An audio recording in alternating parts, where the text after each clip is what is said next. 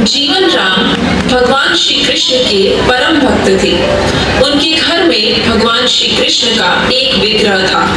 जीवन राम का एक नियम था कि वह श्री कृष्ण को भोग लगाने के बाद ही खुद कुछ खाते थे। स्वामी, भोजन तैयार है, आप श्री कृष्ण को भोग लगा सकते हैं।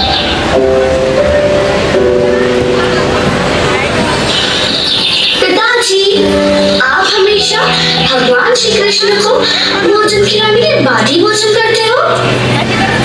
हाँ बेटी कर्मा, जब भगवान कृष्ण भोजन ग्रहण कर लेते हैं उसके पश्चात ही मैं भोजन करता हूँ।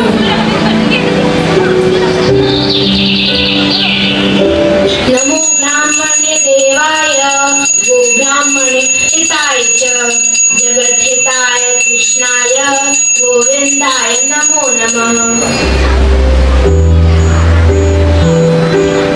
भगवान श्री कृष्ण की पूजा और घर की देखभाल का कार्य कर्माबाई को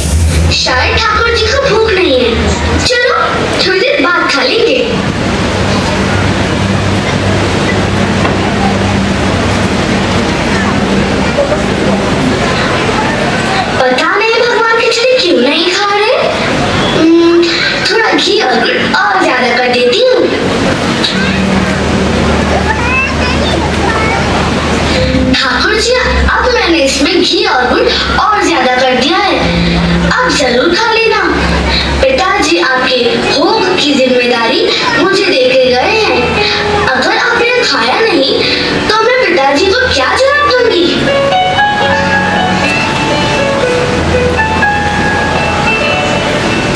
देखो, मुझे ज्यादा व्यंजन बनाने नहीं आते। यह खिचड़ी आपके लिए बनाई है, इसे खा लो, वरना जब तक आप भोजन नहीं करोगी मैं भी तब तक भूखी रहूंगी। देख लो फिर। कर्माबाई भगवान श्री कृष्ण से नाराज होकर भूखी प्यासी उनके सामने ही बैठी रही। दोपहर से शाम हो गई, कर्माबाई भगवान के समक्ष भूखी ही बैठी रही। भगवान श्री कृष्ण ने जब देखा कि कर्माबाई जिद पर आ गई है तो भगवान श्री कृष्ण के विग्रह में से आवाज आई,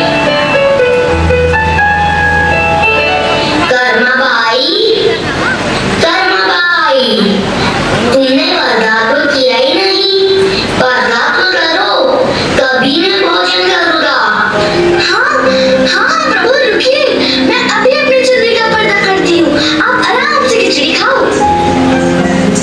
आप मुझे पहले बता देते, इतनी सी बात के लिए पूरा दिन खुद भी भूखे रहे और मुझे भी भूखा रखा।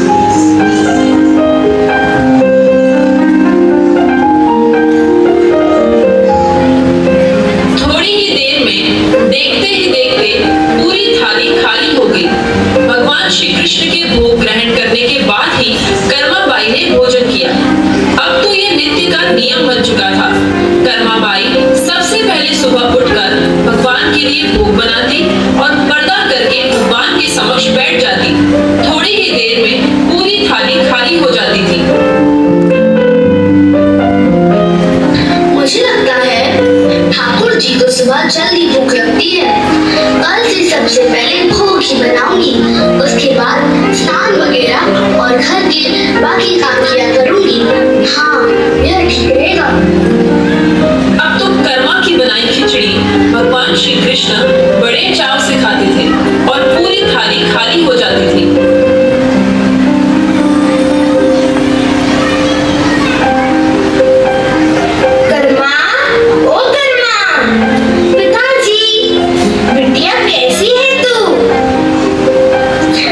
अच्छी हूँ और आपके पीछे पहले दिन किए थे मैं शाम को जाकर खिचड़ी खाई, और अब तो भगवान कृष्ण सुबह सुबह मेरी बनाई खिचड़ी खा लेते हैं। मैं सबसे पहले उन्हें भोग लगाती हूँ, जब वह खा लेते हैं उसके पश्चात मैं दूसरे काम करती हूँ। अरे यह तुम क्या कर रही हो बेटी? ठाकुर जी ने तुम्हारे हाथ की खिचड़ी खाई? हाँ पिताजी, मैं खुद ठाकुर जी के सामने बैठकर पर्दा करती थी और उसके बाद वह पूरी थाली की खिचड़ी खा जाते थे। हे प्रभु, आपकी लीला अद्भुत है।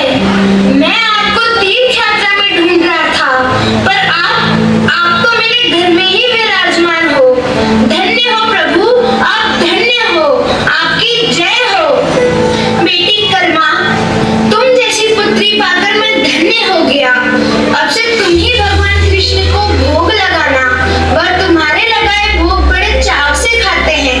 अब से तुम ही अपने हाथों से भगवान कृष्ण की सेवा करना।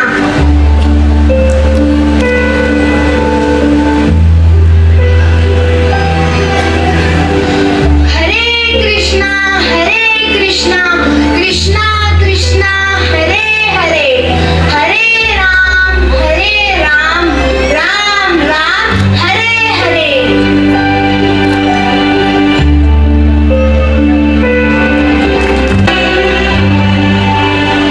बस अभी ही जगन्नाथपुरी में कुटिया में रहकर भगवान श्री जगन्नाथ की भक्ति और सेवा करूंगी। पसंद आई तुझे खिचड़ी? ले और ले। बस माँ, पूरा पेट भर गया, आनंद आ गया तुम्हारे हाथ की खिचड़ी खाकर। माँ, क्या मैं स्वादिष्ट खिचड़ी कल भी खाने आ सकता हूँ? कल ही क्यों बेटा, तू रोज मेरे पास खिचड़ी खाने आ जाया कर। कर्माबाई की उस कुटिया में स्वयं भगवान जगन्नाथ उस बच्चे के रूप में खिचड़ी खाने पधारे थे। और अब रोजाना कर्माबाई जब भगवान श्री कृष्ण को खिचड़ी का भोग लगाती, थोड़ी ही देर बाद वह बालक भी खिचड़ी खाने आ जाता। एक दिन कर्माबाई, भगवान को बिना स्नान किए भोग नहीं लगाना चाहिए।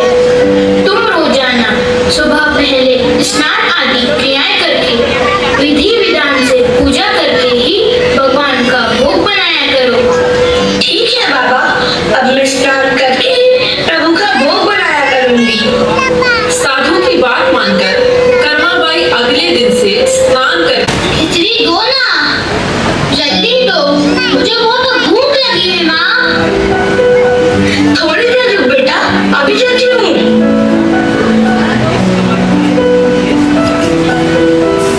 ले।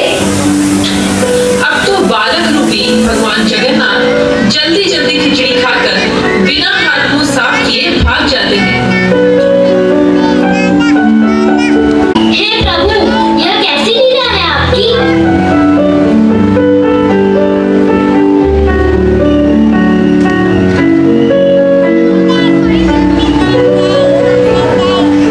पुत्र, मेरी भक्त कर्माबाई बहुत ही प्रेम भाव से सुबह उठकर मेरे लिए खिचड़ी बनाती है।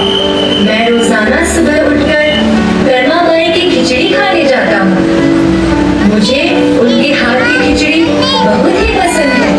पर एक साधु ने उनके पास आकर सुबह स्नान और पूजा के बाद भोग लगाने को बोल दिया। अब कर्माबाई स्नान और पूजा के बाद भोग लगाकर मुझे खिचड़ी देती है, जिसकी वजह से बहुत देर लग जाती है।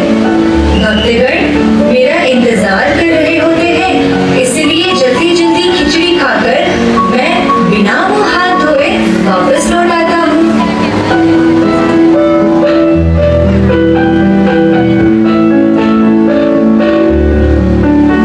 हे जगन्नाथ, मुझे उस साधु को ढूंढना होगा। कर्माबाई,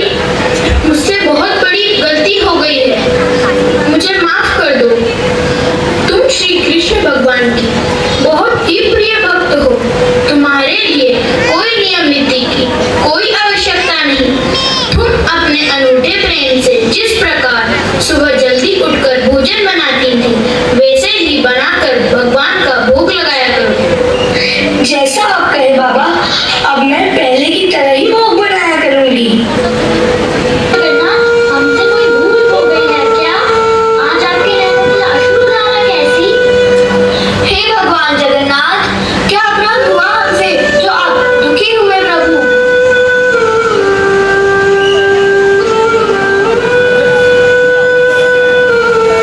उसी रात भगवान जगन्नाथ उड़ीसा के राजा और पुजारी के सपने में आते हैं और बताते हैं,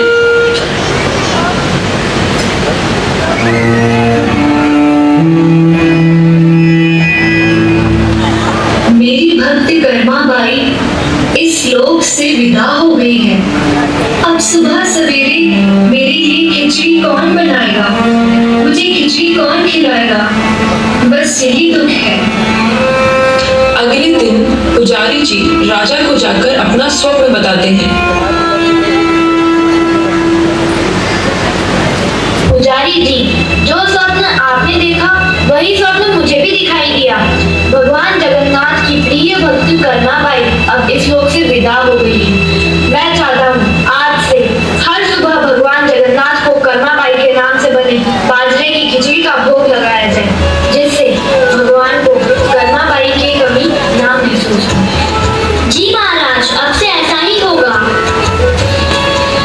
उस दिन से हर सुबह भगवान जगन्नाथ को बाजरे की खिचड़ी का भोग लगाया जाता है। कर्माबाई की खिचड़ी के नाम से आज भी इस प्रथा को निभाया जाता है। यही तो होता है भक्तों का प्रेम, जिसके लिए भगवान स्वयं अपना सब कुछ न्यौछावर करने के लिए तैयार है। बस देरी है उस प्रेम भाव की। श्री श्री जगन्नाथ बलदेव सुभद्रा महारानी की।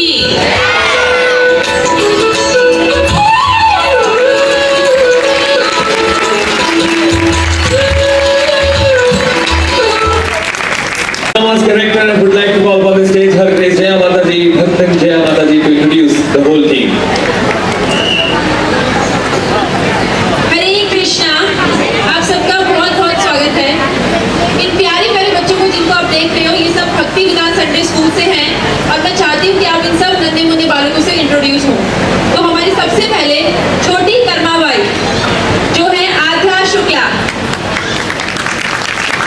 उनकी माता लावण्या भावसार, उनके पिताजी आराध्या टेलर, हमारा लिटिल कृष्णा अवनीश पंड्या,